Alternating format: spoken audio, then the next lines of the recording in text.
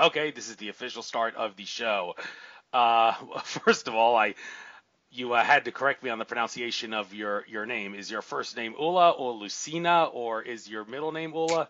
What exactly is your name? Ula is my nickname. I adopted it when I came to this country. Actually, today marks 37 years ago. Pretty auspicious. Hmm. How about So, that? Lucyna And is my formal name. I am from Poland, and I hear Lucyna means light, and Ula is sea jewel in Celtic and number one in Arabic. So, I enjoy my names. mhm, I have a lot of Polish in my family tree ancestry as well, from my mother's side of the family. I actually spoke the language very fluently when I was a kid. I could understand the language if someone were to speak it in the present day, but I haven't spoken it fluently regularly since I was very, very young, so I definitely wouldn't be able to engage in conversation, even though I'd understand it from an outside viewer perspective. So, well, your website, the empowerment center that you are affiliated with, I guess I'll have that up. I'll get it up on my web screen here. Again, I had to shut down my computer to fix all this, so I'm just going to take a moment. But while I'm doing that, um, by all means, introduce yourself. I'm sure you're very popular around here at the local level. I've seen you at the Greenshire and the Delaware Valley University events that I was at. Very impressed with what I saw with you.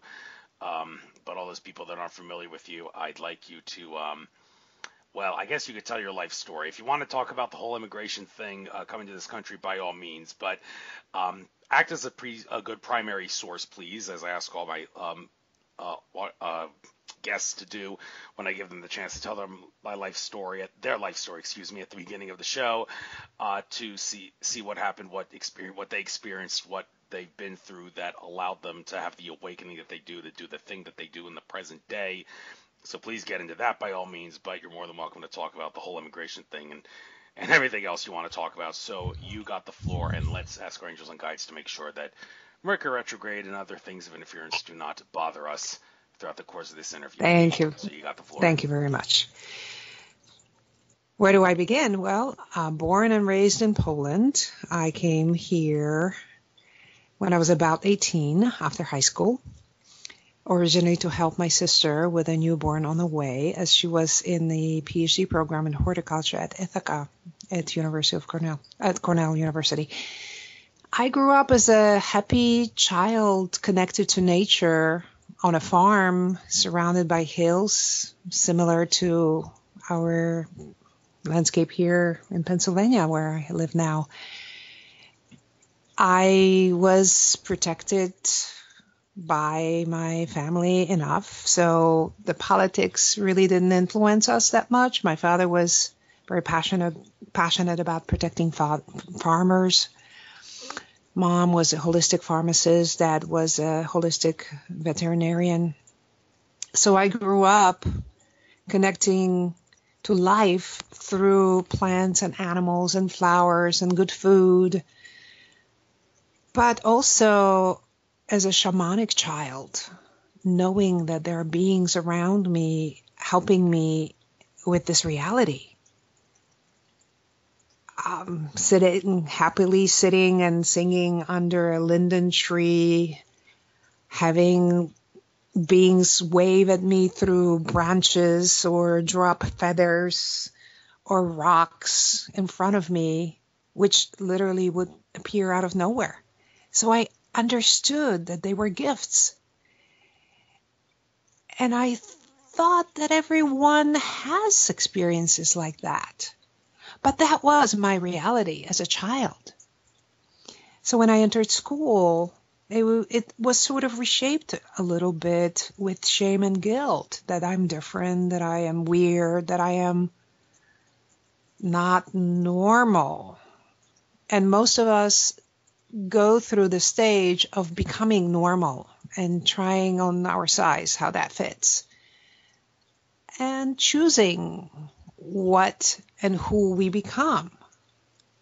So I have given up my connections to nature and other beings, sort of followed my older sisters advice what to do and where to do it and how to do it when I came to this country, first initially to help her, but then martial law was declared. So instead of coming back to college to Poland, I stayed on and received my higher education here.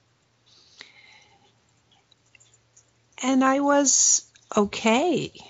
I missed my gifts, and then my academic career sort of got a little boring. And then I had a little fender bender that turned out to be a lot more painful than what it looked.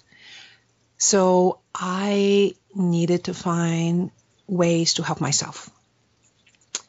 Brought up with a spirit of independence that turned out to be quite a gift, knowing how hypocritical the communist system was, coming to what has seemed the land of the free, or at least freer, and learn about dogma and programming here as well. So I take life as I am the creator of my reality.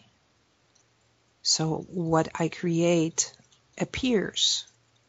What I focus on manifests. And if I don't manifest, that it means I am shut down or need to heal something or need to ask help, appropriate help, to get myself back on track. So I first had to deal with physical pain that I experienced after the fender bender. I also had to realize that I was unhappy in my PhD program. And that combined realization led me to look for ways of healing, because the conventional medicine did not give me the options that I wanted to use. Actually, I used some and they failed me. And as I was dealing with my physical pain, returning to my flexibility, to my desires for a pain-free lifestyle, with even the basic things of sitting and walking, driving a car without pain, I realized that there are other levels of healing, especially when we enter the more alternative medical or ways of healing ourselves. So then I started to study emotional health and mental health.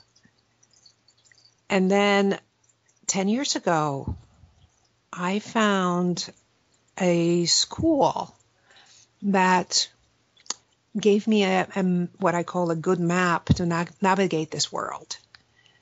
And my life has improved dramatically since then, because those tools and the knowledge helped me understand how I create reality much better. Gave me tools that are powerful to shape that reality, to redirect my mental and emotional energy so that the physical is more comfortable. And since that has improved so much for me, I invested time, energy, and money to study, to be able to offer it to others. And that has brought so much joy into my life, because I see others create a much better reality for themselves. So that pretty much in a nutshell explains what I have done in the 37 years that I came to this country and to reinvent myself after graduating in high school. And how I have helped myself, and now I am in a position to help others through sacred teachings, knowledge, tools of power, activating, healing, empowering our light body, activating our codes for power, our codes for inner peace, and healing our connection to our soul and the blueprint, and desire to learn from this world, and also to create, bring, download, share light. That's why we have a light body. And that is what my passion has become over the last 10 years. And I'm ready for the next 10.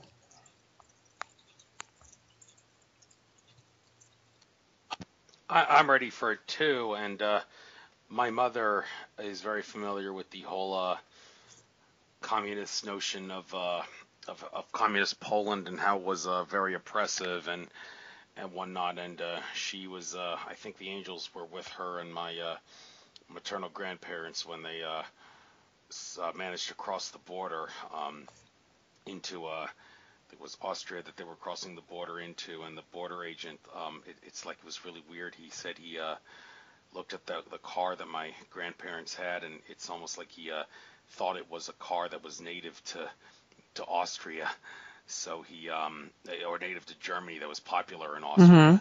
So he just let them go. It's almost like the angels were with him, and my grandmother said something in German to the agent, and my grandfather only spoke Polish at the time. He said, I don't know what she said to the agent in her perfect German, and she doesn't remember what she said either.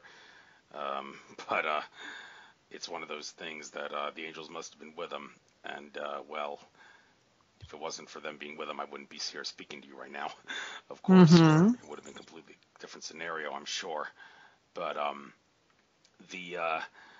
the thing is, you say that we'll get into the spiritual stuff. I promise you, and all the listeners are certainly chomping at the bit to want to hear about positive things. But just to get this stuff out of the way, because I can relate to it, and I'm sure a lot of other people can too. Many people would laugh at what you're saying, that you think America is freer now. That's all an illusion. I mean, everybody should be aware now that if they've been paying any attention, that America is the Roman Empire of the modern era. And the fact that America invades other countries more than any other country on the face of the earth by a long shot, with the UK and Israel being 2 and 3 on that list, by the way. But America is number 1 by a long shot.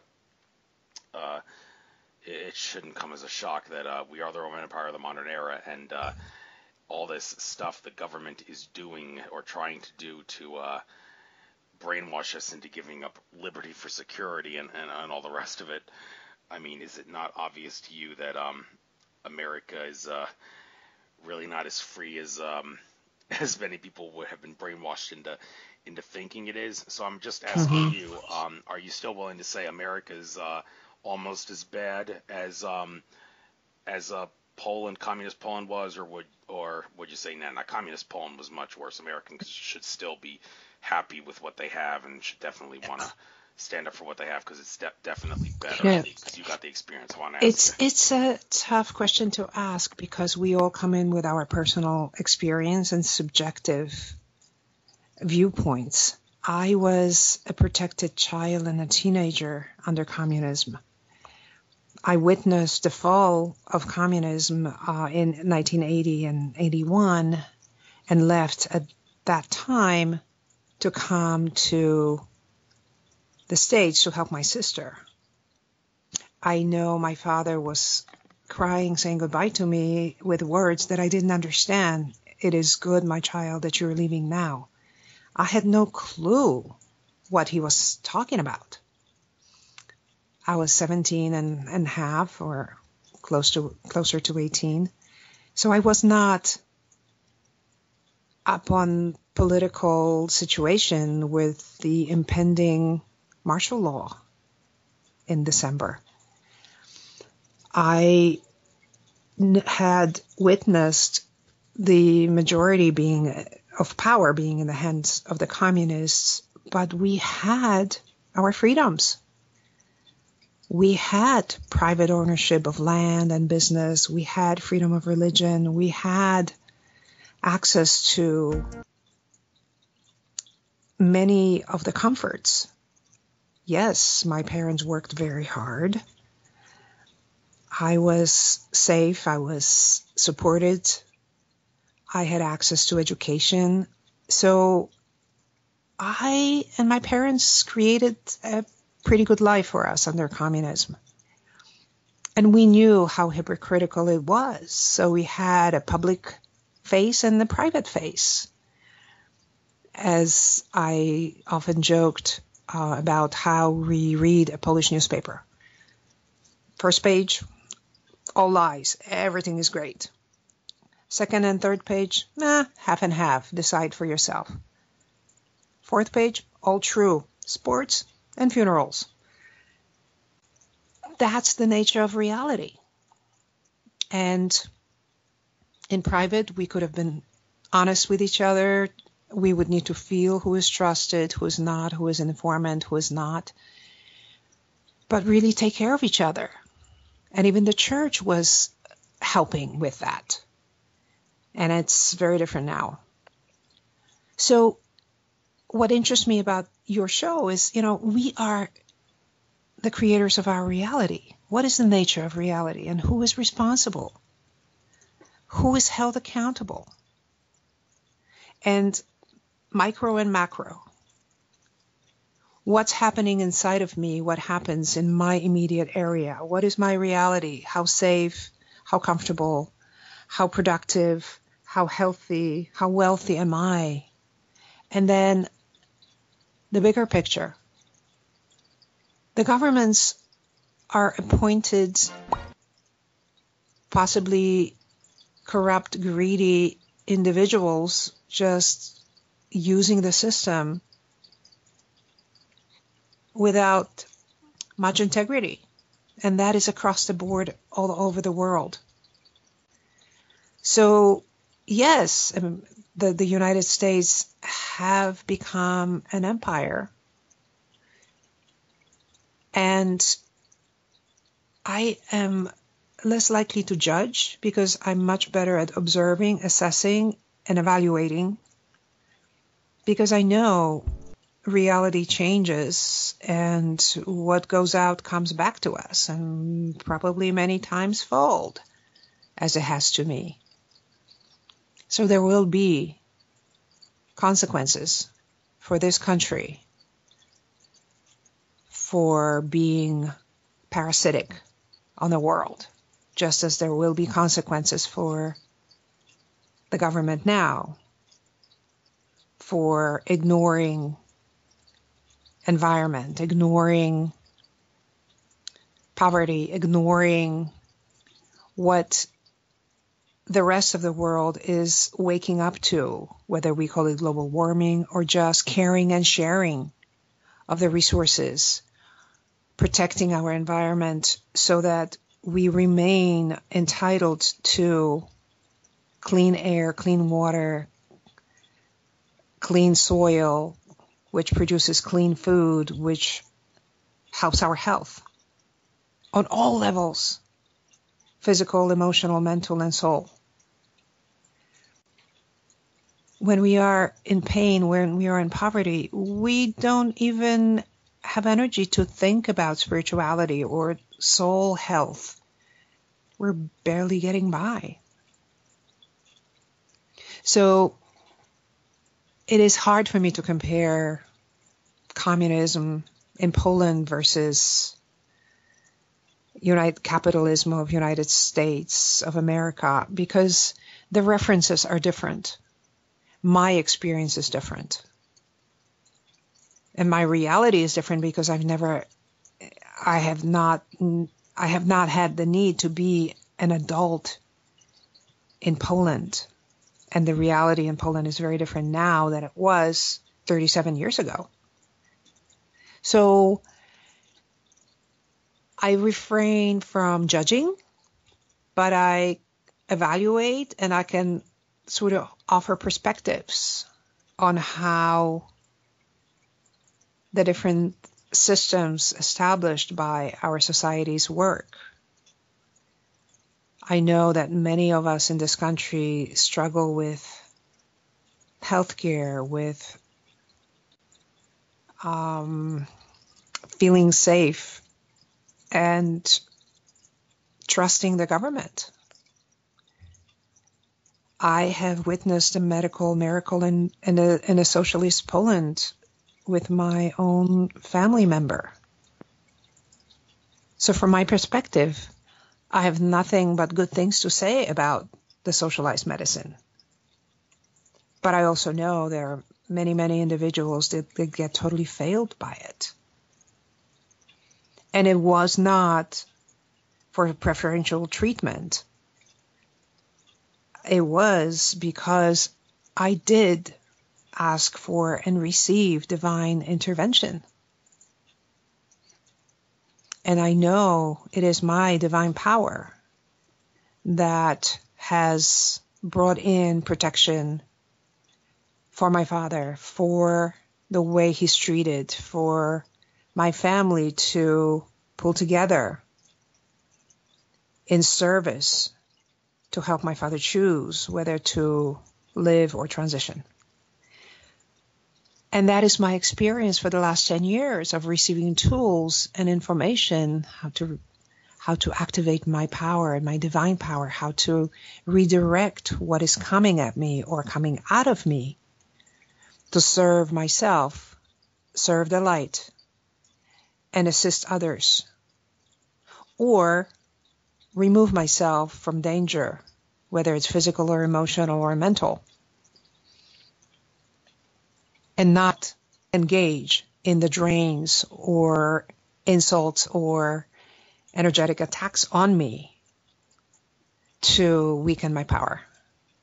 And that is the consistent message that I have received over the last 10 years from the lineage, the sacred lineage that I entered, and the trainings and the teachings that I can share with the world. Because I live it.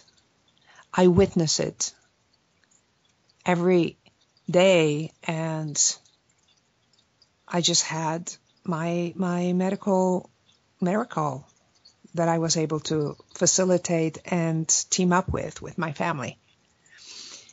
That is the nature of reality. So it's not so much about giving power to the systems we are surrounded, but learning how to navigate despite of them, or how to find and create our reality that is blissful, that is safe, that is protected inside of that reality, and help as many humans along the way as we possibly can, because yes, we are in this together.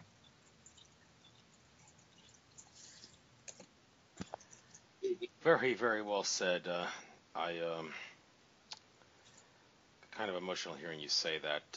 Makes me think positively and negatively about my country, love it, hate it, and hearing you say that thing, I have positive things to say about socialized medicine, but yet I realize people have been screwed over by it. I mean, my maternal grandmother, who grew up in Germany, 20th century Germany, on basically the side of the aggressor in World War II, she said, "Oh, it was kind of disturbing to see all that."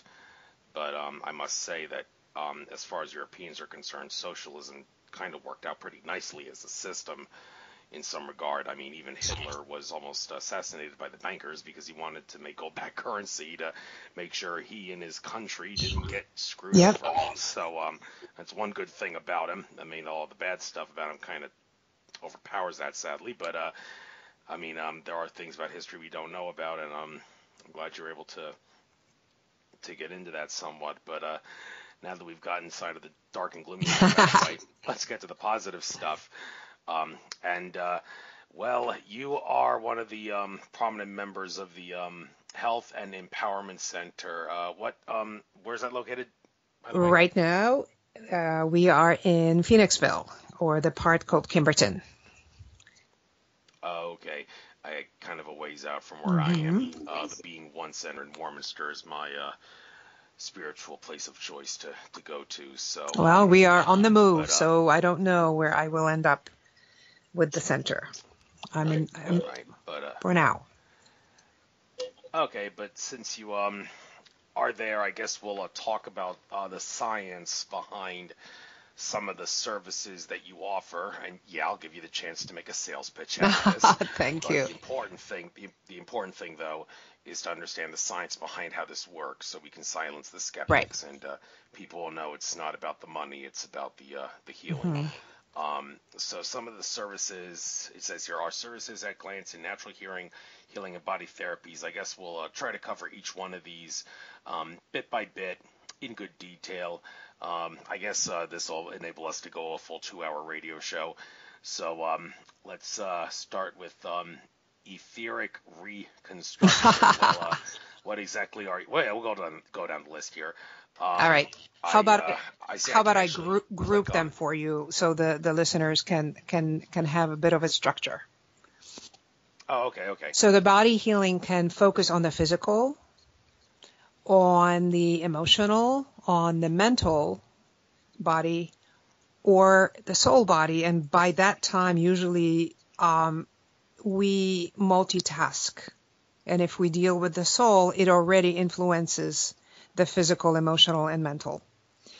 And that is what my passion is, because I laugh that I can be very greedy, sneaky, pushy, and relentless in helping others free themselves from dogma, from damage on any of those levels, from helping others wake up from being shut down by the negativity in this world, by the harshness, by the ugly and sad and everything else we've created, the hate, the arrogance, the hunger for power without conscience.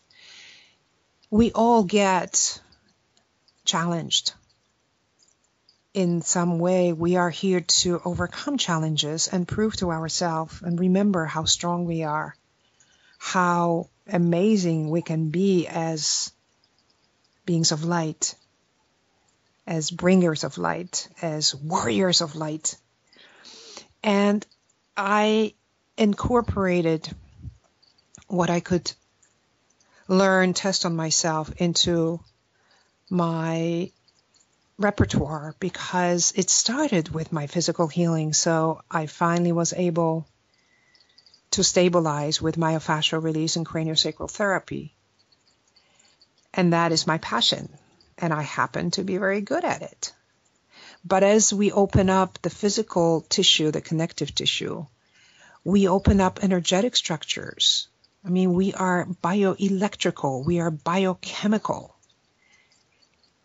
So when the past trauma opens up, it can manifest itself in memories, in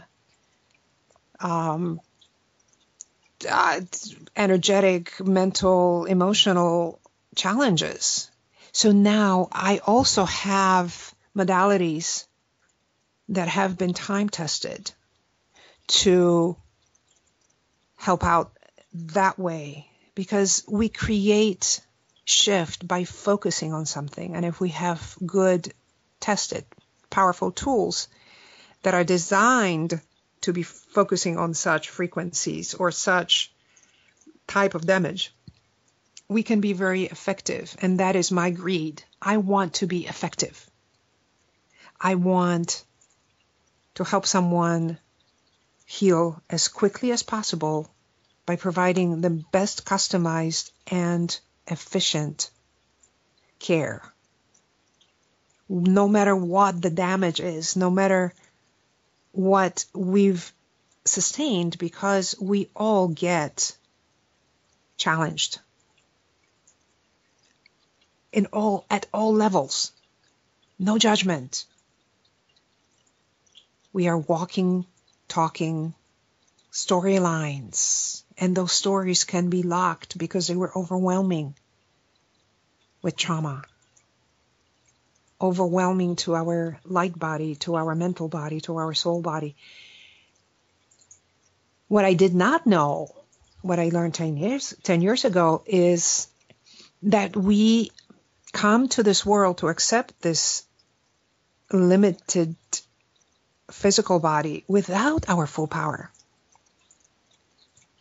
So after I sort of got over that revelation and just like, oh, well, it kind of sort of makes sense, because that infant body is so fragile. If we come in with our full divine power, we might not want to accept it. I had a very strange validation from some of the clients that came for help after unpleasant ayahuasca trips, where they went back to actually that moment of entering a physical body and being horrified. What, me into this kind of attitude? How is that possible? That doesn't make any sense. So that was a gift for me to validate that what I sensed was correct, that we cannot come in with our full power. And if we do, very few do, then it's even harder to accept this reality. And back to your show. How do we create reality? So we come in, for example, with fully activated 2 strands of our DNA. But sacred books tell us we have 24 strands available to us. So 24, well, that's a huge span. And that's what I found 10 years ago, a way to activate all 24 strands. And that has shifted my life, and I am able to help others shift theirs through just the activation. So that's more energetic, but that's our GPS for our divine guidance. And that is the alchemical earth, water, air, and fire frequencies in our DNA. That's that tree of life from a Kabbalistic perspective. The 3-dimensional, 4 pillars in the central core of that scientific, geometric, energetic structure that the frequencies come in with and get sorted out into 10 spheres and 22 connectors, paths, with the polarity of the positive and negative, or male and female, if others want to call it, with that central core, which is neutral, that information grounding highway. So that is what the physical, emotional, mental, and soul modalities offer. Etheric Reconstruction deals with the damage to our etheric energy, which is the first layer, energetic layer, where our blueprint is, our codes for our mission, for our contract with God, for our activations. And then I list other multi-level healings, like King Solomon healing modality was developed by him and his team. And that is the lineage that I represent, that I entered 10 years ago, that has given me so much. So I trained to offer that healing, balancing, activating of the physical and the mental and emotional and the soul body, because that was his mission. He and his guests in the temple, to provide these universal teachings and healings. Universal meaning not dependent on a geographic location.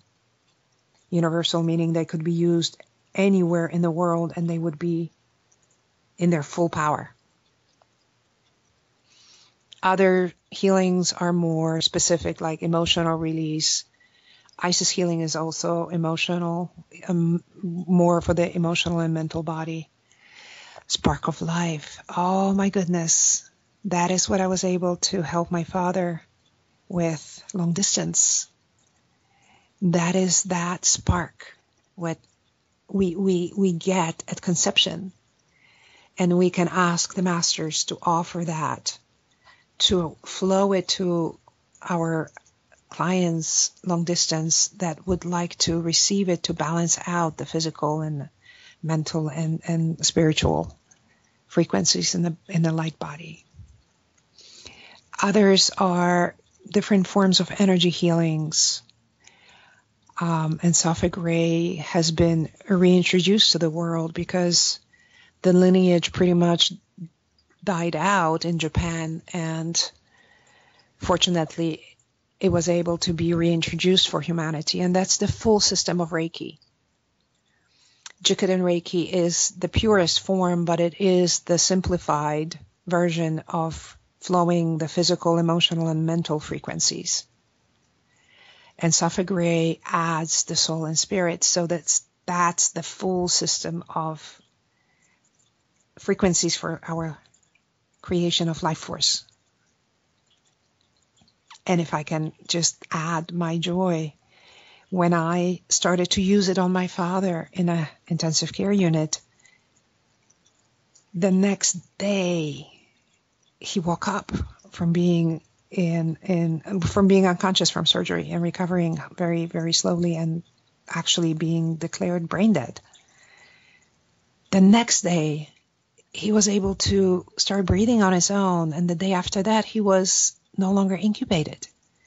So I now know, I don't have to trust or have faith. I know how effective these tools are, and they're available to all of us to learn or to receive, because this particular lineage of King Solomon is open to the public.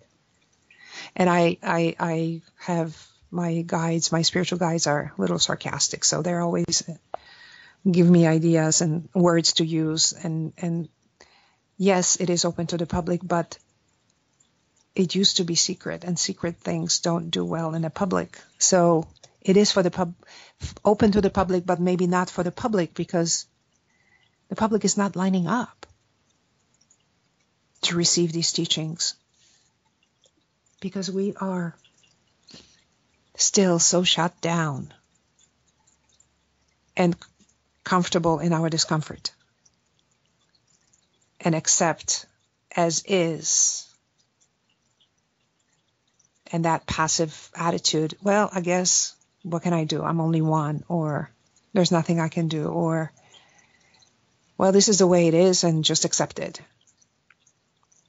And that it is not acceptable to me, because I now know there is always a way to improve myself, improve my circumstances, improve relationships with my clients, with my students, with my family members, with my friends. I appreciate the lessons from martial artists who have such incredible discipline, because they work with an understanding that without training, they're always regressing. So you train to stay or improve, stay the same or improve, to maintain or improve. And that is how I want to live my life, that I want to strive for excellence. And I have been blessed with that desire from pretty much from birth. I love to learn, and I love to help, not because I need to be acknowledged or I need to be given nicknames, magical hands, and etc. I enjoy sharing. I really, truly thrive when I feel and see others succeed, whether it be in their physical health or creating their wealth. I love to work with families where the family members can go through me to communicate better. And then I watch the whole family become a better, more sacred unit to flow that love and light into the world. So some of the services that I offer for healing are more physical, or they can multitask. And that again is what I have done since 1997 when I graduated with my massage skills and continued to look for other forms of physical healing to help myself. And that's what I added and built and studied and offered and tested and watched and at awe how well we can heal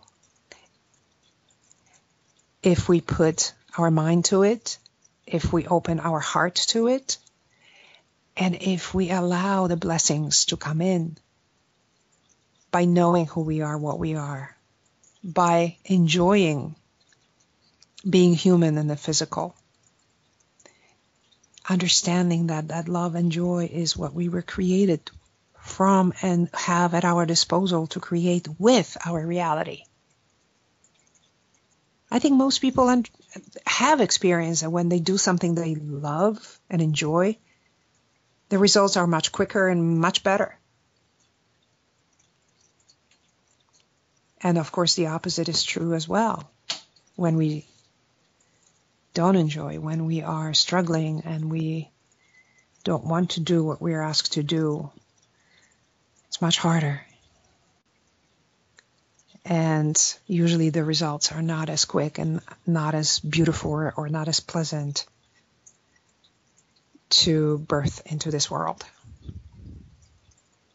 So with everything else, I offer the healing side, and then I offer the teaching side, which is more the empowerment, the activations, the way to enter the lineage of King Solomon, and open that door for any other further studies, whether it's Universal Kabbalah, whether it's the Healers Academy, becoming a ritual master or a guide.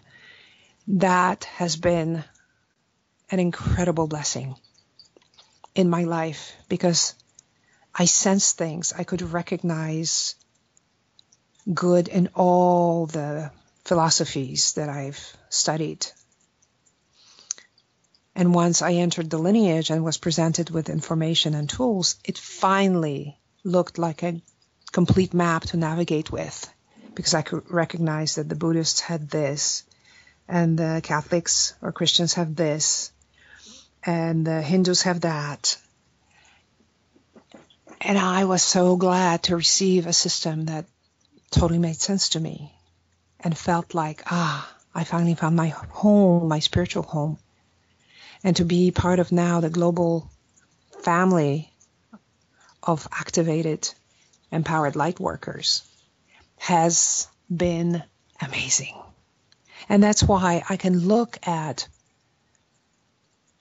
the sad, disturbing, almost unbelievable stupidity that our governments, politicians, greedy businessmen, businesswomen, the lengths they go to destroy in order to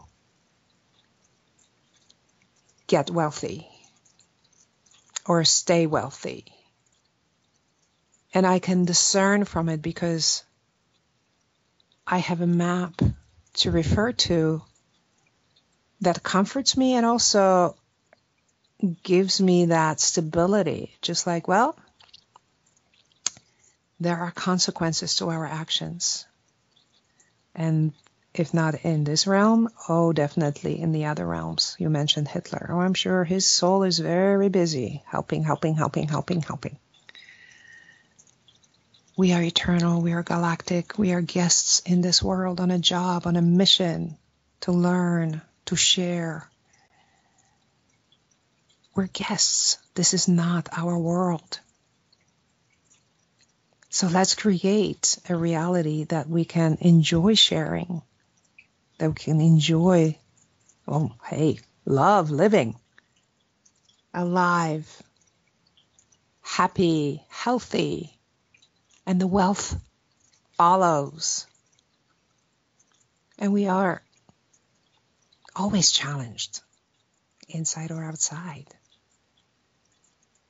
So we make mistakes and we learn from them. So we invest in a relationship or in a business and we fail. Okay, start over. Choose again.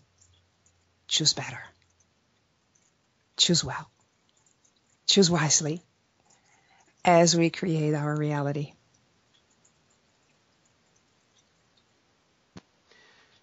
Very, very well said and elaborated on. I guess we could later on go back to some of these healings and all that now that you've grouped them and all, and that was very, very thorough there.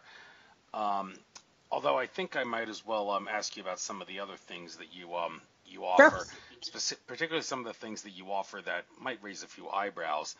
You are a reverend. Yes. Now, I can't resist but asking you, do you ever think that maybe the that mixing Christianity in with your work is going to cause problems, considering that as spiritual but not religious people assert the only thing religion is good for is suppressing consciousness, or do you take it a completely different way and think that that's a Mhm. silly way of looking at it?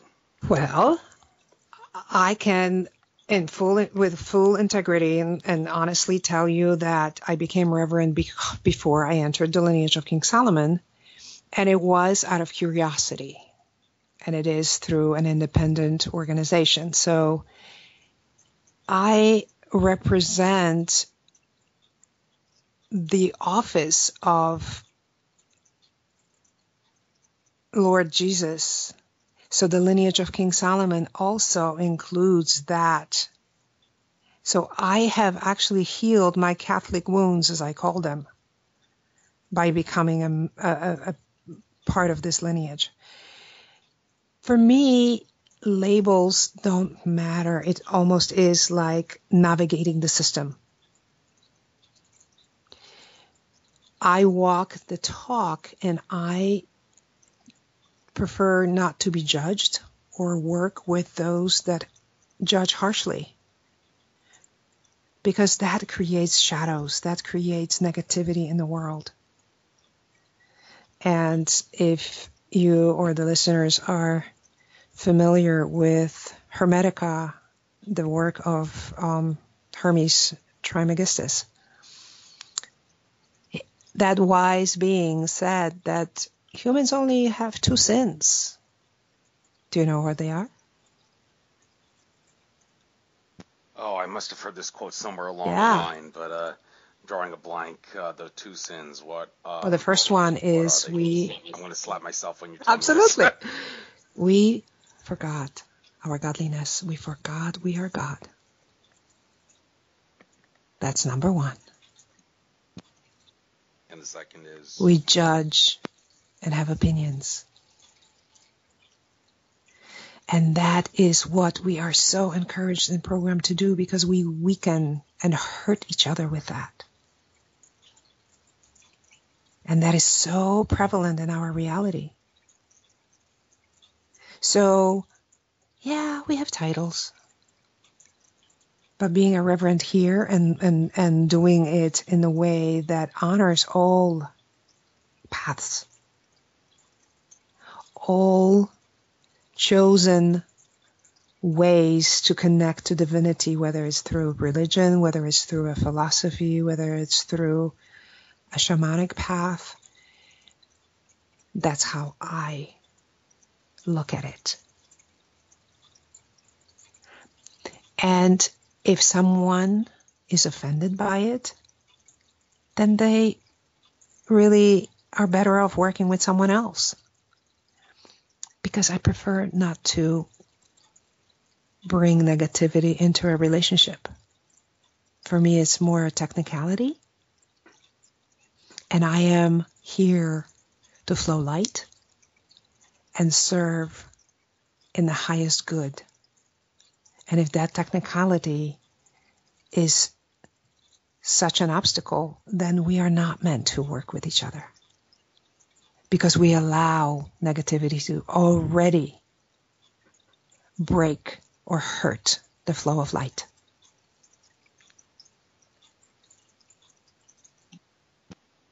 yes, and something that that happened that's some people are going to call this bittersweet, but I think people that call it bittersweet are kind of looking at it the wrong way.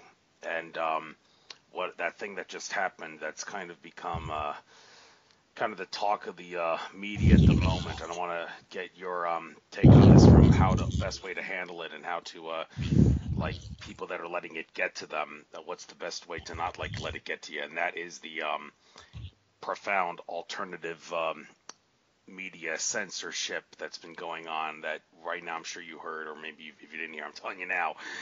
Alex Jones and Infowars, they had almost everything shut down off the internet. Mm-hmm. Yeah, a couple days ago, the Alex Yeah. Jones channel off YouTube is gone. Yeah, you Yeah. heard about that, yes. And a lot of people, and the thing with Alex Jones, love him, hate him. They say he's a fear porn loving buffoon, but on the other hand, he gets the truth out regardless. And he's done a lot for us over the years, and maybe he is supporting Donald Trump a little too much for his own good, but I have seen Alex Jones does indeed want to hold Donald Trump's feet to the fire in case he steps out of line, and I've seen it a couple times, so I think he's not taking it too far, but still, the censorship of him has is certainly going to get a lot of people upset, and I would like to ask you, how's the best way to for people to handle something like this? Well, I mean, getting angry over it.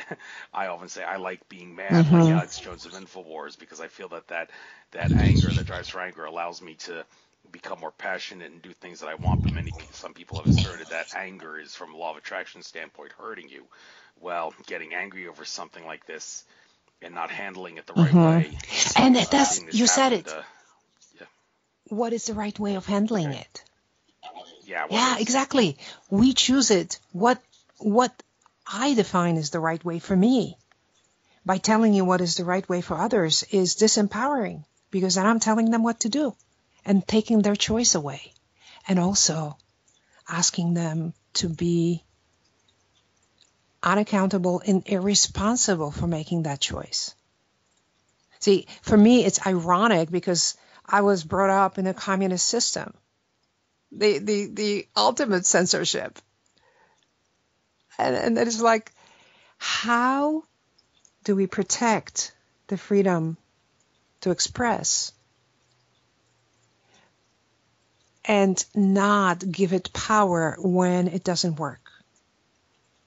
Wouldn't it be more productive to have plan B or focus on creating plan B? How do we... I have a word that I like to use. How do we redirect anger to be productive? How do we invest that power into creating of a new reality?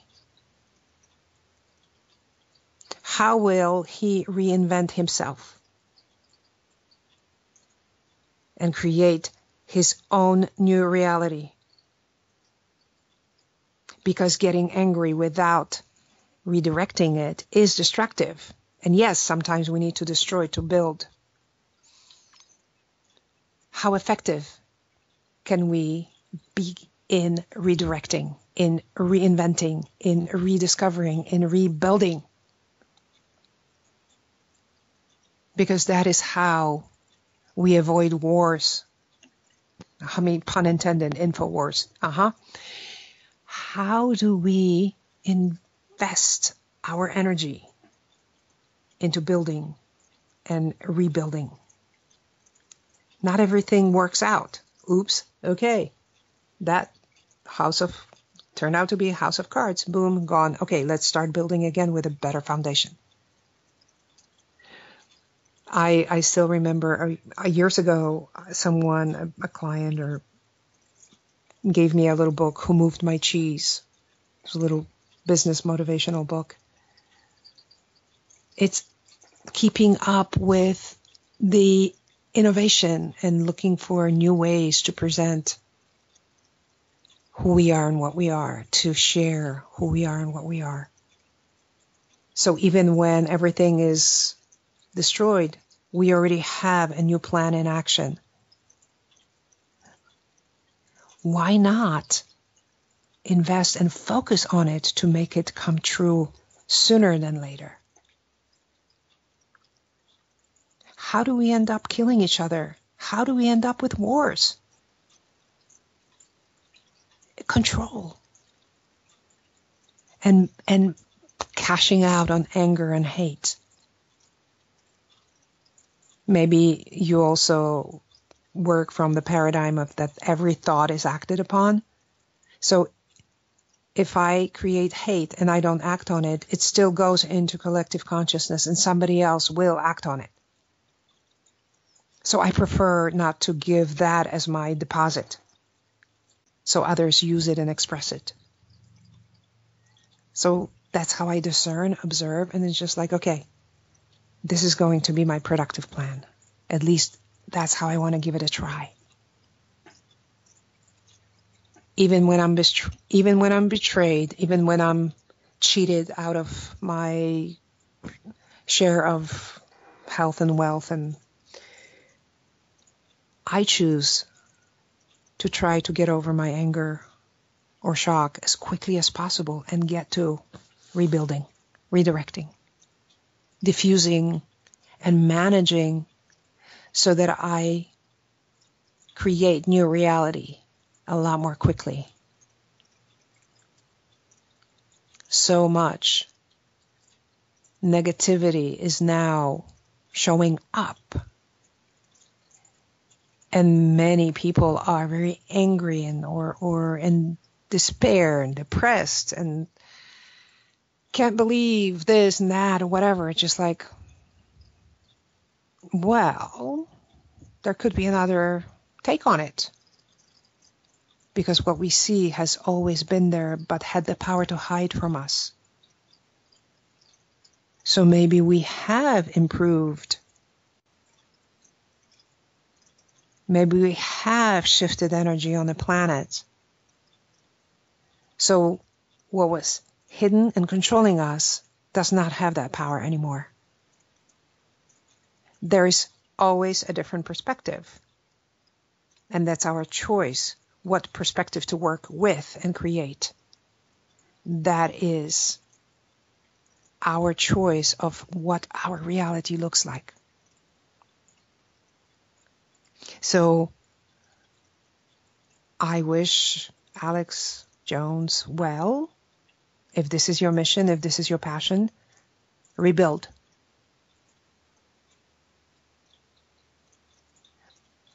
Don't waste your time. Well said, but don't waste your time right. on hate and anger.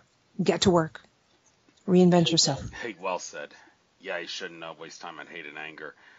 But one has to wonder how there's no way the system of domination and control can expect to do something like this and not have karma come back to bite them in some way, shape, or form. Absolutely. So, well, yeah, I point this out because Brad Johnson, who channels Adronis, he said he expects something big to come out in August. Well, I mean, you would think it makes sense. We're on 8/8/18, which is Lionsgate portal opening, and we got a partial solar eclipse coming on the 11th. Yes.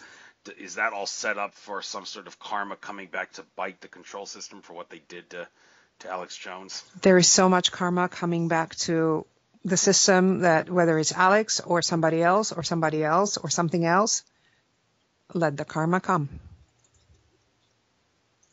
I'm sort of focusing on my own karma. Well, on the 11th, I will be training physically and emotionally and mentally with my spiritual family. So, I will be creating lots of good karma. I think our leaders choose this time of the year to keep us together and train us how to be in our full power. I mean, boot camp is actual reboot, physically and emotionally, mentally, and at the soul level for us. So I will be doing push-ups and lunges and sit-ups and all kinds of energetic tools to reboot my light body and my commitment to serve humanity to the best of my ability. I'll certainly be doing the same thing. I'll be at the Warner Community Center in West Philly for the Healing of the Nation's Garden Party this weekend. Wonderful. Definitely doing a lot of spiritual stuff to help people out, and I'll probably be a little bit of an outlier. There's a lot of blacks there, a lot of black people, and I'll be one of like one or two white people at the event. And that's what I appreciated in Poland, in Kraków. The center of the city is very international. I sort of miss the variety of languages and diversity in the way we look. So I was so blessed to be back, and my first client is this amazing black doctor of osteopathy, this beautiful woman, just like, okay, I'm back. Let's enjoy diversity. And then the second person I dealt with was Native American businesswoman. It's just like, okay, I'm back, enjoying diversity and sharing and helping and serving each other. Like, yeah. And let's do that. Enjoy your garden party, playing with, sharing with your colleagues, your friends, your fellow humans who want to do good things in this world and for each other.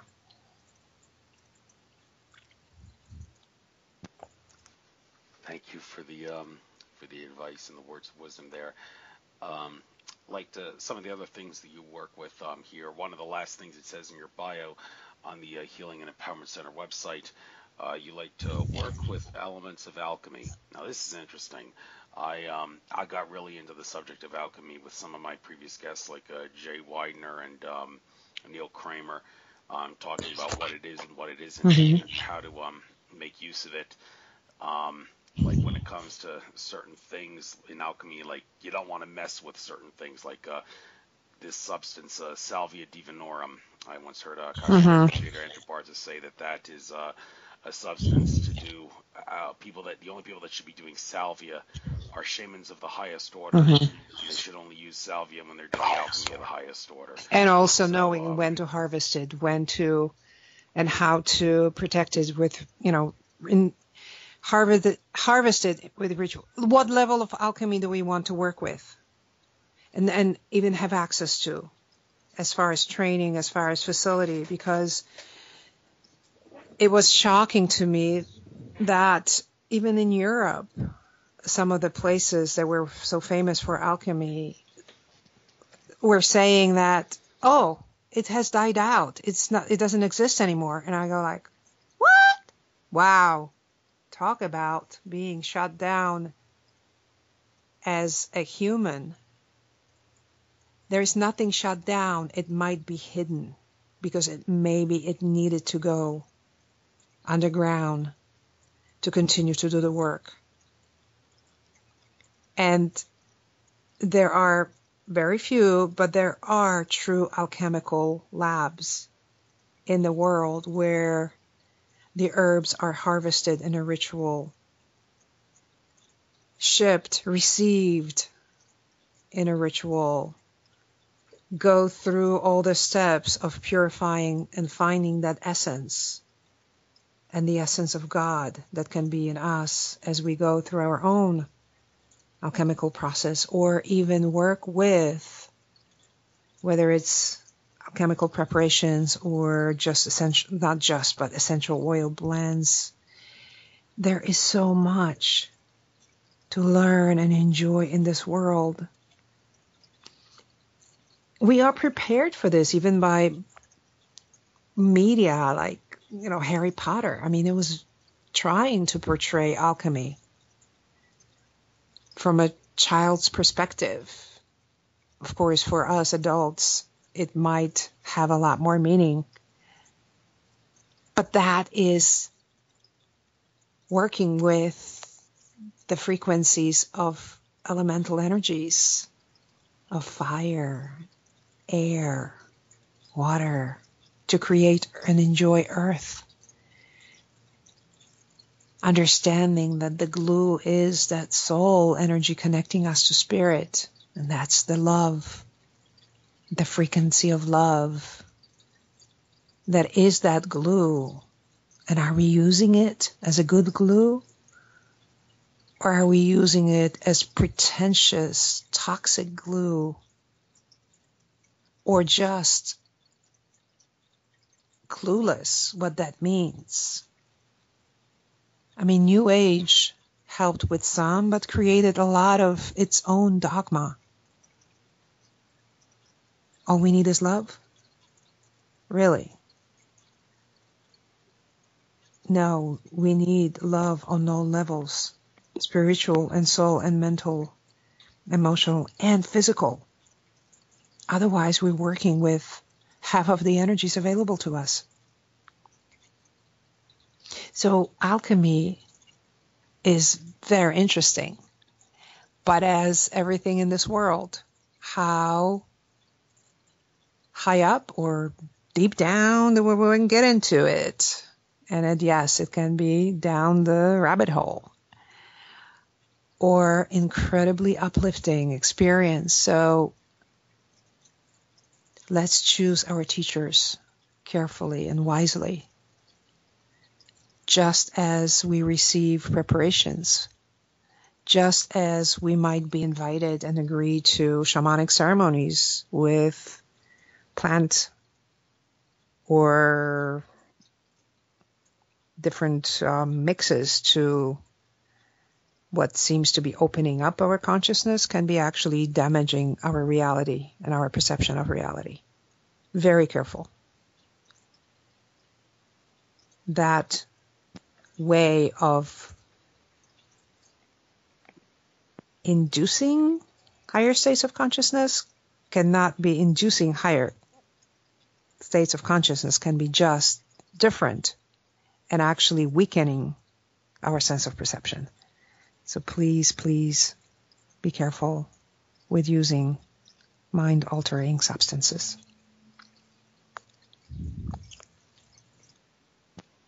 Yes, also some other things that people could use besides mind-altering substances. Not the best way, but one way nonetheless, but there's other ways.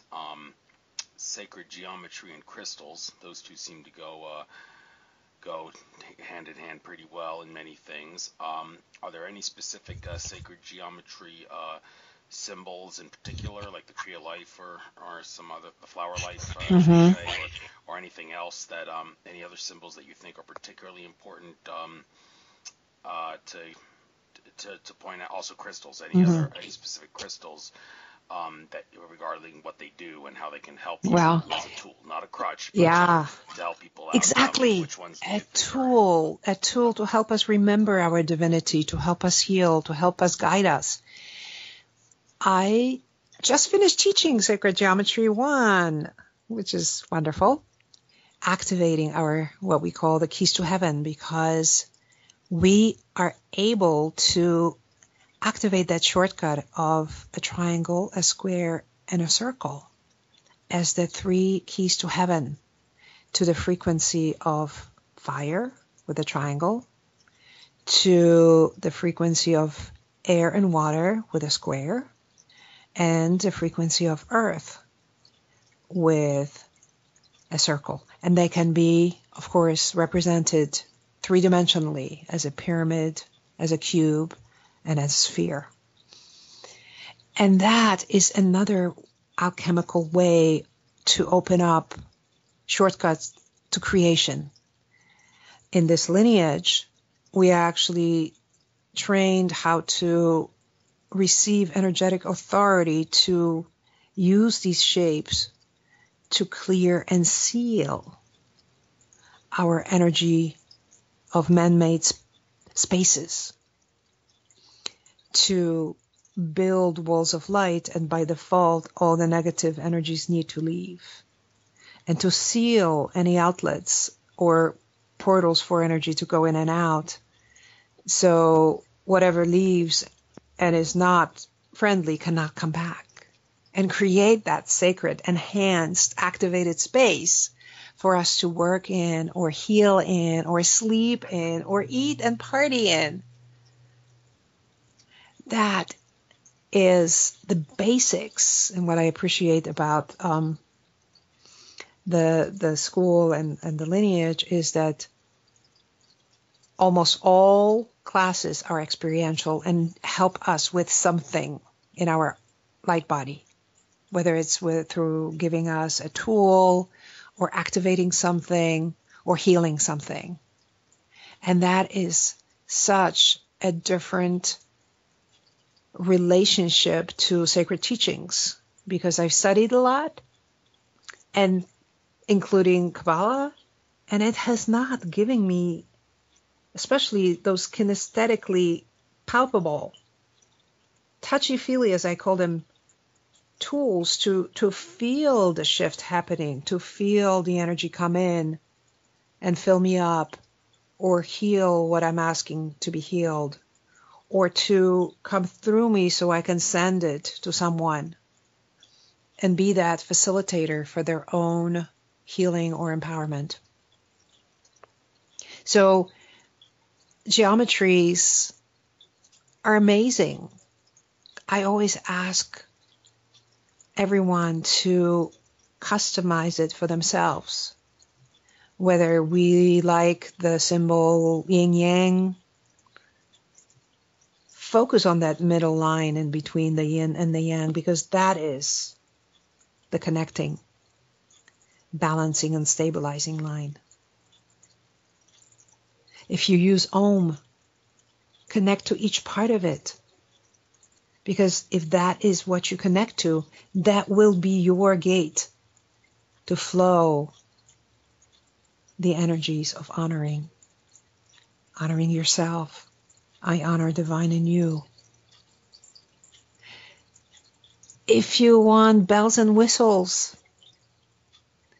work with Flower of Life or Merkaba or the six-pointed star and Metatron cube. Whatever you are attracted to, know that there is power, and wield that power and enjoy that power. But give it attention. Those are all tools. What's the goal? What is the request? And how capable are you in bringing down, focusing, and integrating that energy into what needs to be shifted, what needs to be redirected, what needs to be healed, so that the power stays with us, so we don't give it away, so no one can drain us, so no one can lie, cheat, steal it out of us, because we have so many holes created by what we consume or the company that we keep, or just ignorance, which is not bliss. There is so much we can do to help ourselves and enjoy this world. And yes, the teachings used to be hidden, but they're out there now. And it's not about me and the lineage. I just happen to find it, and it's the most powerful, the most sense-making knowledge and tools that I have found in all my years of studies and my personal experience in healing myself, empowering myself, and offering and observing others create a much better reality for themselves or their loved ones and their families or their businesses.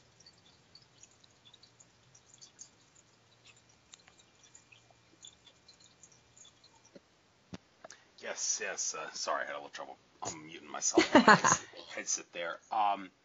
So, what else worthwhile? Oh, talking about some of the things that you perform at, well, this is the reverend stuff, weddings, baptisms, funerals, and house blessings. Now, the thing about funerals, some people say that probably one of the dumbest things we could do is do funerals, because that's like you're basically ignoring the fact that the spiritual essence lives on. I mean, that's basically what's a funeral is all about. One could make the argument, and so I don't know when exactly the idea of a funeral was created, when mankind decided to do that. Do you have any idea when humans first started doing funerals? No, I don't, but it's a very interesting question. See, I don't, yeah. Negativity, I think. Well, and it's a wrong way. Wrong way, but then it is what we make it.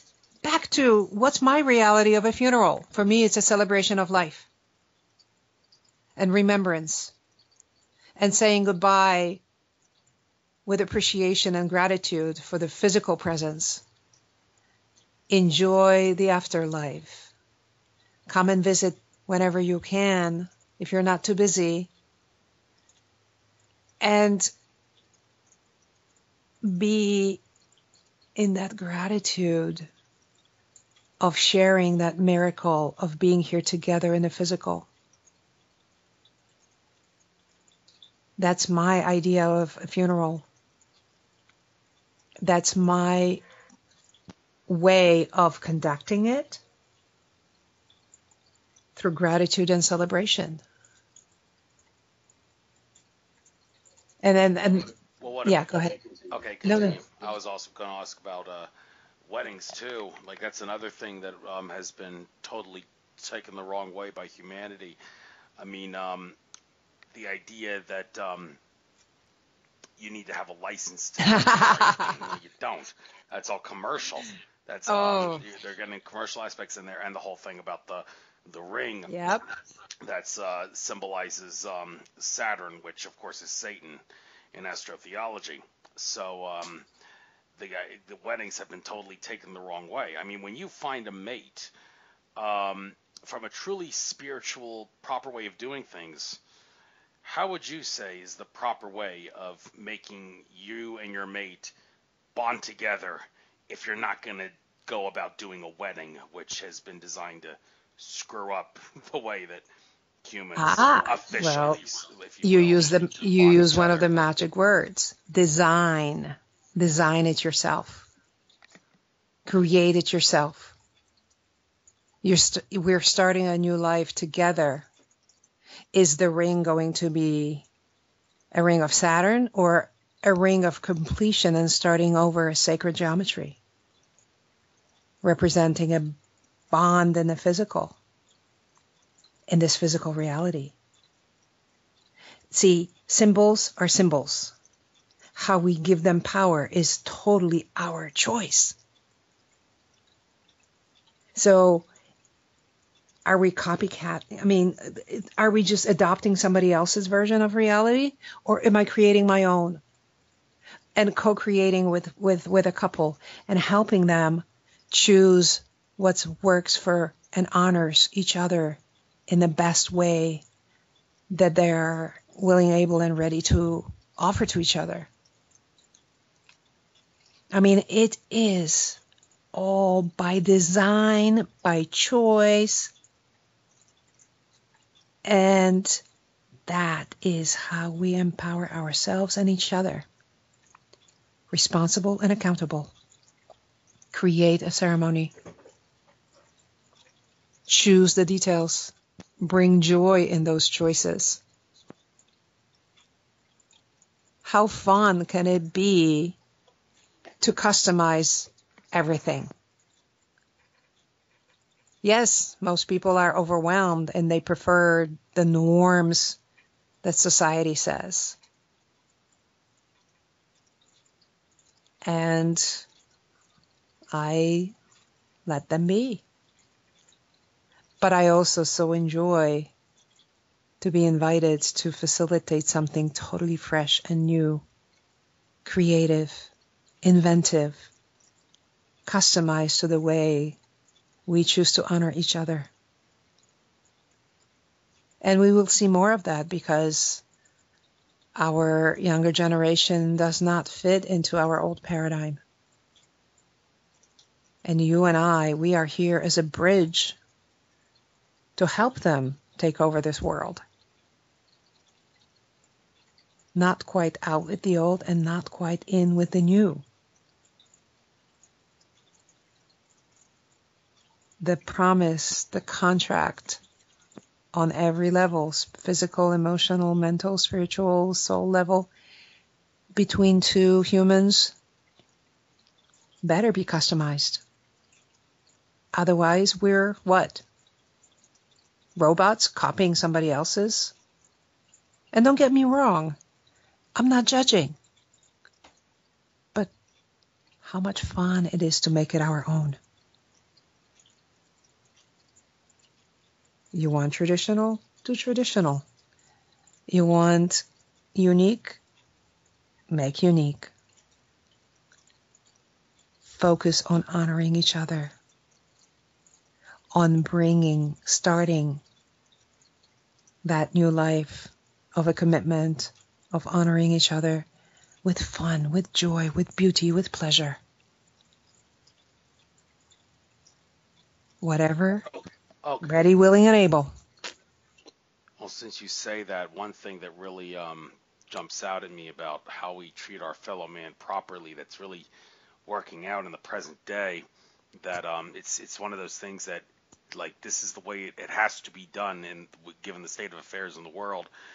But then again, it seems so counterproductive to spiritual awakening, and that is the whole phenomenon of open borders and immigration. I mean, this has dominated the media, the main alternative media particularly. Alex Jones has made a big stink about this, as have many of the people in the Patriot community, about securing the border between America and Mexico, because if he says we will lose our national sovereignty if we don't secure the border. Well, there's a couple of issues with this. First of all, he's never worried about building a wall on the border between Canada and America. So why Canada and Mexico? Well, the borders are different. The argument is it's a lot more dangerous than the southern border is than the northern border. And then, well, that's when you could hear Mexicans may hear that and say, are you discriminating against us, calling us dangerous?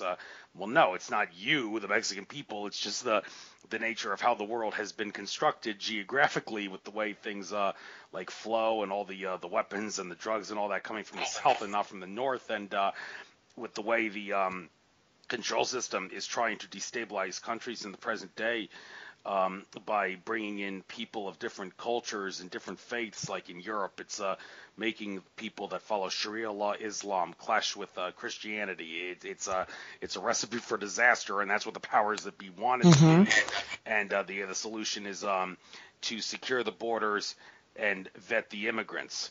But it does seem kind of counterproductive to spiritual awakening to not allow people to freely cross borders without any government permission or paperwork filing. It would make more sense, one would assert, if you want to have a spiritual awakening, you have to abolish the passport system and the visa system and allow for free and open travel on both the land and also the seas, and people shouldn't have to go through an Ellis Island like process to enter a country like all the immigrants did in the early 20th century when they went to Ellis Island and had to go through some very invasive processes to become American, You still there? having their bodies tested for diseases. You can't Yeah. hear me? Oh, okay, yeah, I'm still there. And so I'm asking, how can we? Well, the problem is here's the issue. The main issue with this, I think, is well, some people say, spirituality in particular, that the reason we can't have open borders is because the currencies of countries are different and the languages of countries are different. If we could have either no money at all, which is way down the line, or at best some sort of a universal currency, then open borders could work out, as would if we had could all speak the same language. Maybe not speak the language, but communicate through our heart soul level. But that's not the way it is. So how do you see this debate between treating immigration as a privilege or a right, when it's like this is the way the world has to be done, but it seems so counterproductive to our awakening? Awakening will happen no matter what system we are in. I mean, the boat left, the train left, the plane is in the air. This will happen. 2012 happened already. We have steered the ship in a different direction. Just like what part of the ship do we want to be on? The front, steering it. The middle, sort of like, oh, I guess, okay, whatever. Or the back, the nayers. Thing is like, no, turn around, this is all wrong, no. Well, don't like it? Jump. Bye-bye. We're going towards integration. We're going forward with, whether you like the word Shambhala, whether you want utopia, the next evolution is in process. We're not stopping it. The choice is how bumpy will it be. So eventually the borders will be lifted. We have traded with each other with different languages, different currencies for centuries, for millennia. Why is this now such a big problem? Because what? Everybody in this country has to be white and speak English? Not going to happen. Actually, never has. Like under communism. Yeah, the Communist Party was the main one, but we still had the other four. Now they probably have dozens and they still can't get along. So, yeah, geography is different. But also the difference in what have we done in Nicaragua? What have we done in Central America and the refugees that are trying to come into this country through Mexico as a transit? How efficient or inefficient the system is in processing what happened to the children being ripped out of immigrant families. We are so hypocritical with the way we approach this subject. And discernment, and as objective observer, I'm very grateful that I am an immigrant. I have learned a lot. I sort of have grown up in this country. And I appreciate so much. But I refuse to be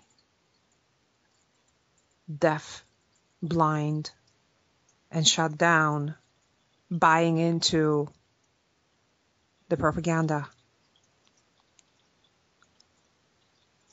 It was easier to be an immigrant in this country.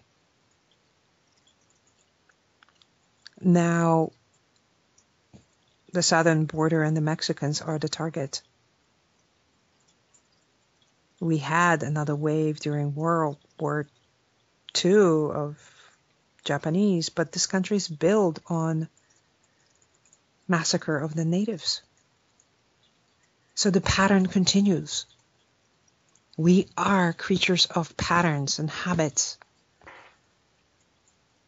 We all struggle with changing our patterns, especially if they're strong and destructive.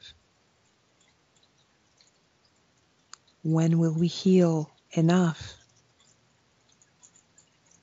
to let go of that need to be superior and arrogant? When will we allocate resources to help poverty in this country, to help children, to help those that struggle?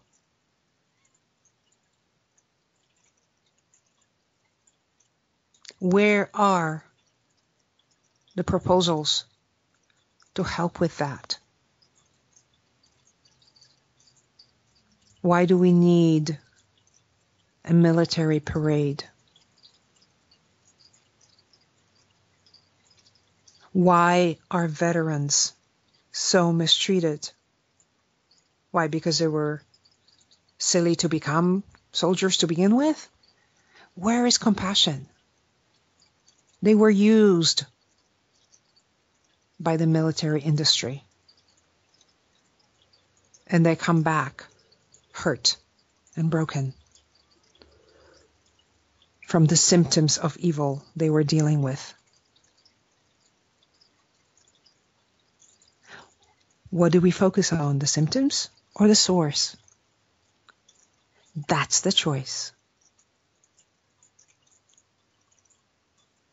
I co-authored a textbook for learning English language based on the comparison of the two concepts of integration, whether it's a melting pot or a salad bowl, because we see both versions in this country. And that was something that I was very pleasantly surprised with. Immigrants were welcomed. When I taught college, a lot of foreign students excelled, especially in sciences, because they came to excel. They came to show how bright, how hardworking they are. They came with the hope of succeeding in life through hard work and fairly exchanging for it. I enjoyed working in agriculture with Mexican workers. They were honest, helpful, hardworking, who will work the fields and orchards. What is the point of living and inducing such a fear in all the families and the individuals that served in the military, worked here with green cards for many, many years, contributing to the economy, and deporting them, ripping them from the families? The wall? Through impenetrable mountains? Really? That is desperation and arrogance, ego tripping. Where is the wisdom of allocating resources? What are the priorities? I am very, very grateful that I was able to help my father come back to life. That put my priorities in a different order, and I like that order. Life, joy, health first. Mundane later. Well, since you mentioned that, this sort of gets into something else I wanted to ask you about. Like, you want to say worry about yourself before you worry about like others, and don't worry about the mundane as much as the important thing. Well, one thing that's people say you got to clear up, you got to clear up everything eventually at some point, and one thing you do work about clearing is the limiting ancestral past. I want to get into the science behind how this works, because past life karma can still come back to bite you. I mean, eye for an eye. I hate to use this dastardly example, but you get raped in this life. You wonder, why did this happen to me? You go to someone who can access the Akashic Records, and they say, well, in a past life, you were the one that committed the rape. So, like it or not, eye for an eye, you get raped in this life to resolve the karma. Now, that's an extreme example, but who's to say that the karma has to be resolved all in one sitting? Why can't a series of unpleasant things happen to you to eventually lead up to resolving all the karma of one major event, rather than having it all at once and all that?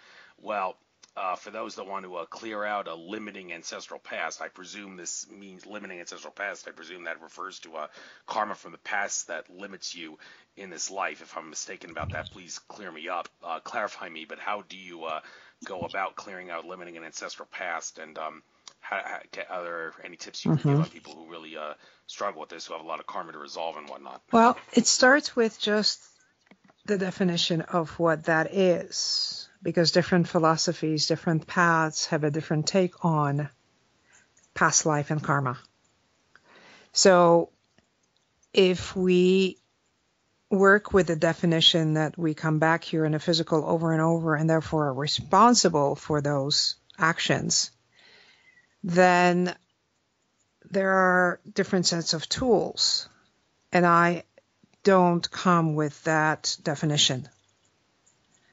And that definition is from the lineage of King Solomon and the mystery schools that this lineage is part of. So I come with an understanding of I am only responsible for my actions in this lifetime. I have memories of being and observing and recording physical lifetimes from others because I was there in their aura, preparing for my own physical incarnation. And if I choose to bring some of that into this lifetime, which I don't have to, then it might be related to. But most of what I believe and what I work with is that I have experiences here to learn from, even the traumatic ones, because I know I'm eternal, a powerful being of light that will be challenged in this world. So I train, learn, because I will need those skills after I leave this physical body. And it's my choice to be the victim or learn and move on and help others do the same. And be effective in how that happens. Especially last year, we had the Me Too, time is up, disclosures about sexual abuse, inappropriate behavior, especially from male in authority over females. Well, that's a challenge. But I focus on what I work with in this lifetime. Because that, first and foremost, is my reality and my perspective and my choice. Yes, we have codes in our family DNA, our ancestral DNA. We bring those codes with us into our physical existence right now. And some of them are codes for addictions, for trauma, for patterns that we are meant to shift because each generation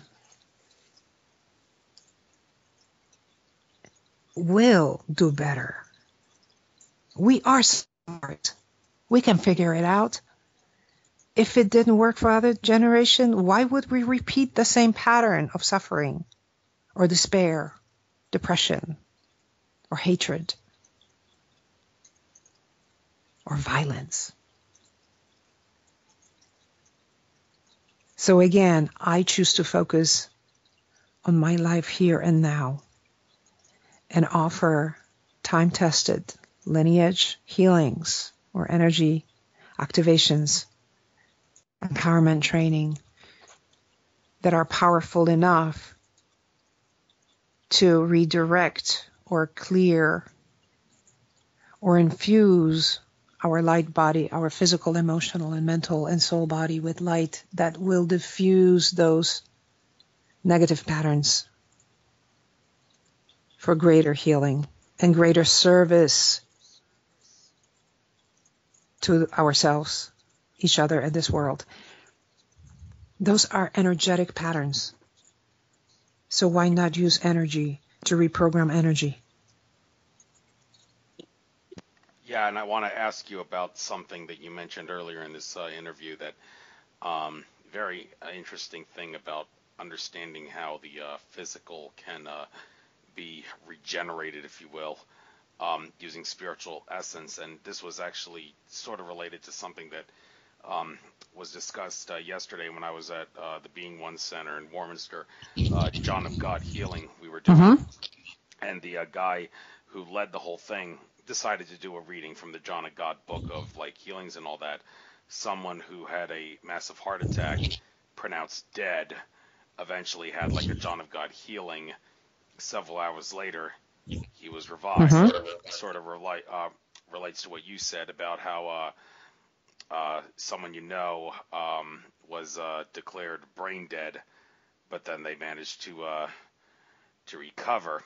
Now, people in who study biological third dimensional science would say this is ridiculous. This has to be a phony story, because what we know as death from a third dimensional standpoint best described as the unavoidable result of an oxygen deprived brain, in which case your brain is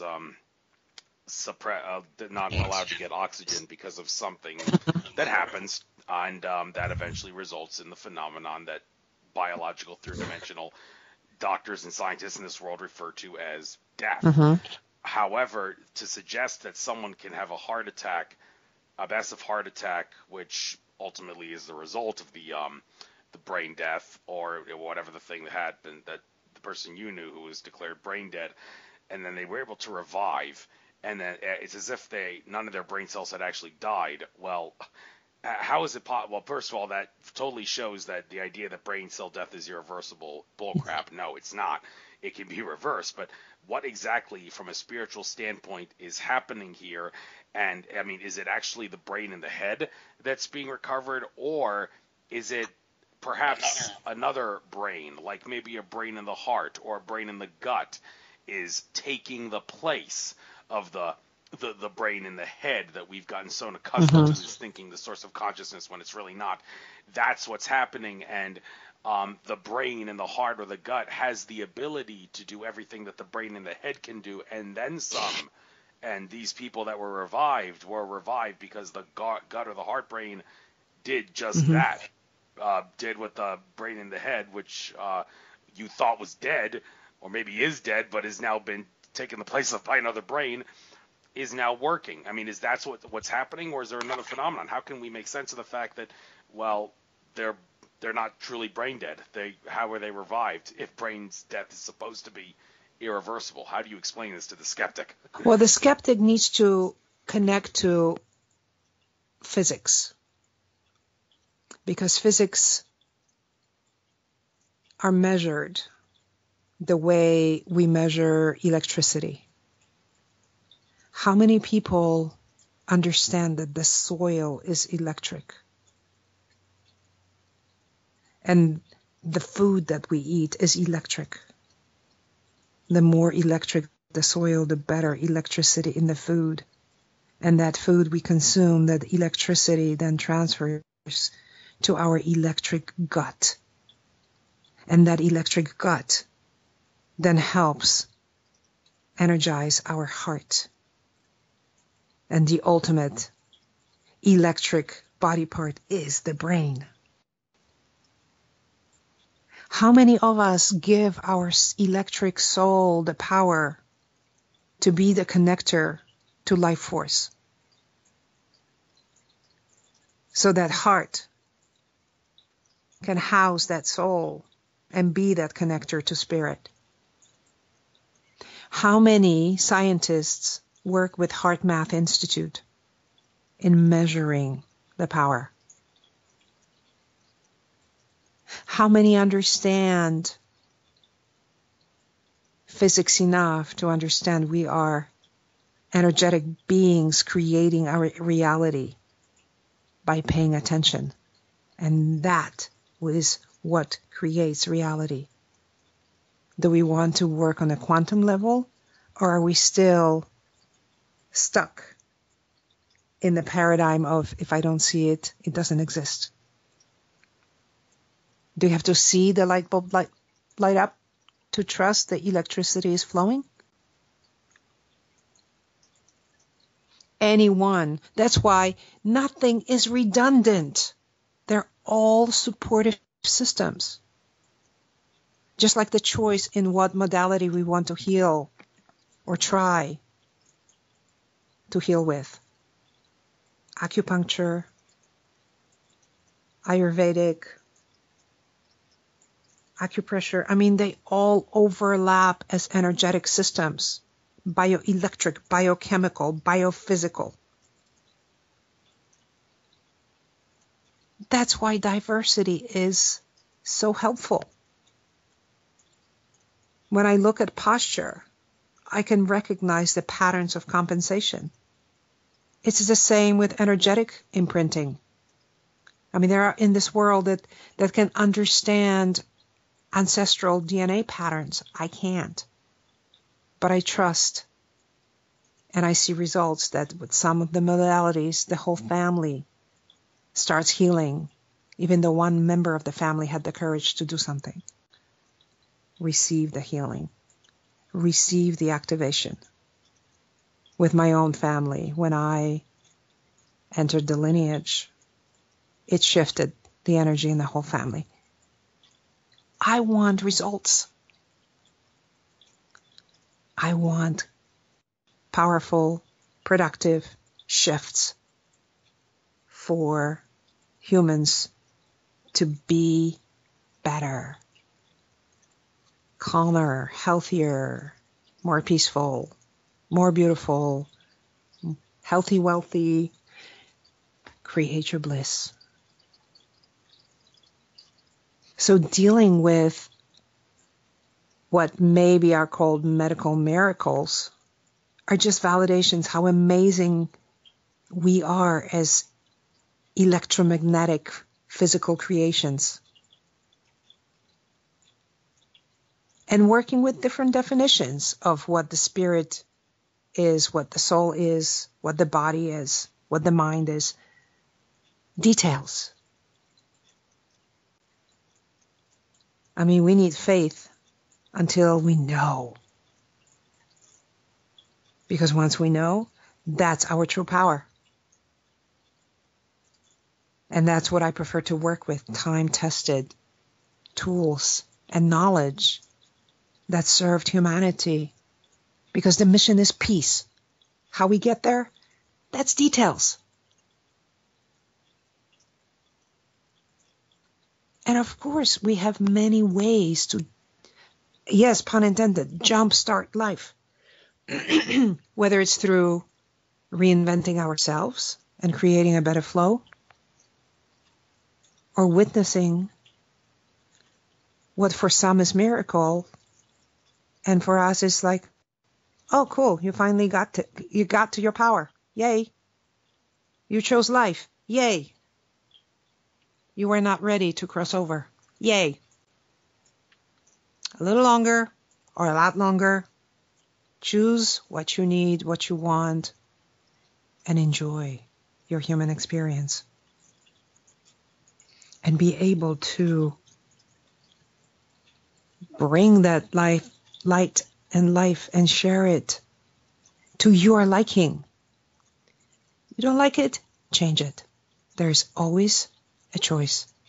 There's always hope, especially with life and death. No question about that. With that said, we've reached the 8 o'clock mark. I guess might as well bring the show to a close now. People do have lousy attention spans, and that's cost me a potentially big audience, as Akashic Records Chief Andrew Bartzis and others have told me, sadly. So I need to make a big stink about that to give the human race a kick in the pants to improve their attention span. The same token, I guess I'll bring this to an end now, and before we go, get out anything you like, your contact info, where people can meet you, one last sales pitch for the place that you work at, the Health and Empowerment Center, and whatnot. So, and any future events you're doing. So take us out. Okay. You got the floor there. Well, I invite anyone to contact me either through my phone number, 610-850-3319, or the email. My best one is my last name, Pasternak, P as in Paul, A, S as in Sam, T, E, R, N as in Nancy, A, K. My first initial L, at outlook.com, or the contact through the website, www.handecenter.com. That is healthandempowermentcenter.com or HANDE I offer a variety of classes and trainings, and the website is the best way to check on the calendar of events, or email or call. The empowerment, sacred geometry, 12 races, astro travel are pretty much offered every month. Journeys of the Spirit, probably every other month. I offer 4 levels of sacred geometry, and they are all experiential, all either activating something or giving you tools to heal, grid, build temples, and bring balance and joy into life. So I invite you to do your research. I invite you to find different ways to bring joy, bring peace into your life and to share with others. Let's together empower each other. We don't need anyone's permission but our own to grow and heal, to choose what our mental, emotional, physical operating system is, so the soul gets to speak louder and clearer about what the mission is, what the purpose is, so we can do it with passion and purpose and bring that healing to this world, each other and ourselves. Thank you for having me on the show.